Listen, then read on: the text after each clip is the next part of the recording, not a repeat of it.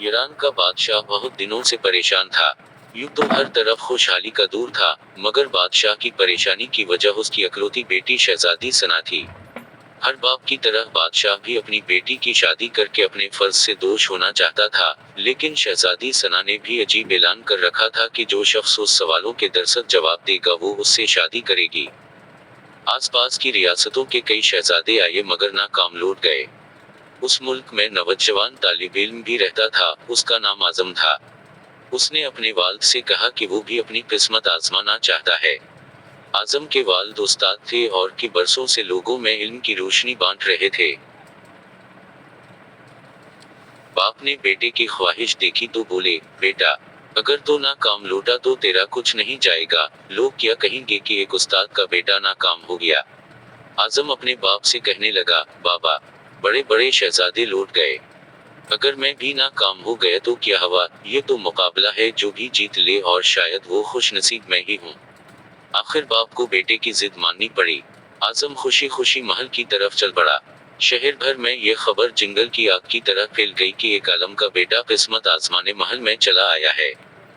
मुकर्रर वक्त पर महल लोगों से खचाखच भरा हुआ था। बादशाह तख्त पर बैठा था। मलिका आलिया भी महल में मौजूद थी। वजीर, अमीर, दरबारी और अवाम उन्नास सब दरबार में मौजूद थे। आखिर शहजादी ने अपना पहला सवाल कर डाला।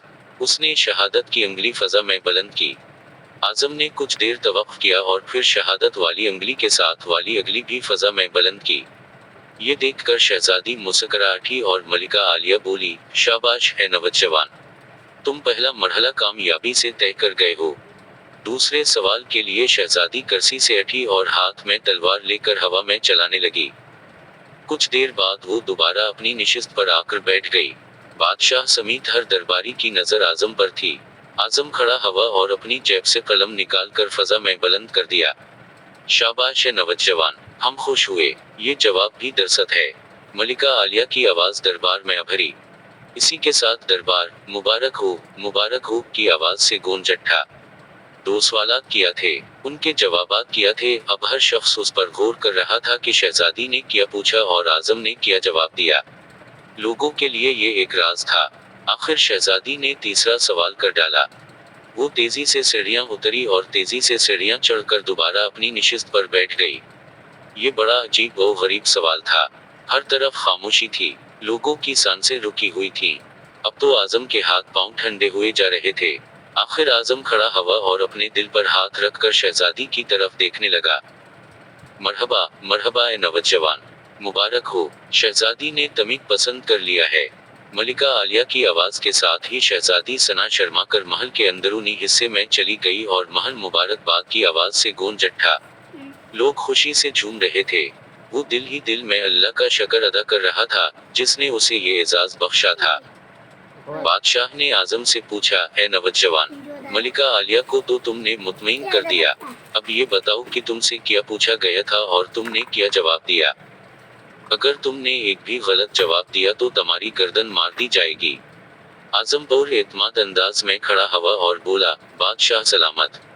शहजादी ने एक अंगली खड़ी करके पूछा था कि तुम क्या अल्लाह को एक मानते हो। मैंने दो उंगलियां खड़ी करके जवाब दिया कि अल्लाह और उसके रसूल सल्लल्लाहु अलैहि वसल्लम पर मेरी ईमान अटल है। बहुत खूब, हम खुश हुए, बादशाह ने मुस्कुरा कर कहा। आजम बोला। उसके बाद शहजादी ने तलवार चलाकर पूछा था कि उससे बड़ा कोई हथियार है। मैंने जवाब दिया, हाँ, कलम का वार तलवार के वार से ज्यादा कारगर होता है। माशाअल्लाह, नौजवान, तुमने हमारा दिल जीत लिया। तुमने साबित कर दिया कि जाहो जलाल, दौलत व हशमत की इल्म के सामने कोई हैसियत नहीं। लेकिन तीसरा जवाब। बादशाह ने हौसला अफजाई करते हुए पूछा। आजम ने आसमान की तरफ देखा और कहने लगा, बादशाह। शहजादी दरबार की सीढ़ियां उतरे और चढ़ी, कुर्सी पर थक कर बैठ गई। इन्होंने पूछा था कि मैं थक चुकी हूँ, लेकिन मेरे जिस्म की एक चीज नहीं थकी। मैंने जवाब दिया, दिल, ये पैदाइश से लेकर मौत तक बगैर थके धड़कता रहता है।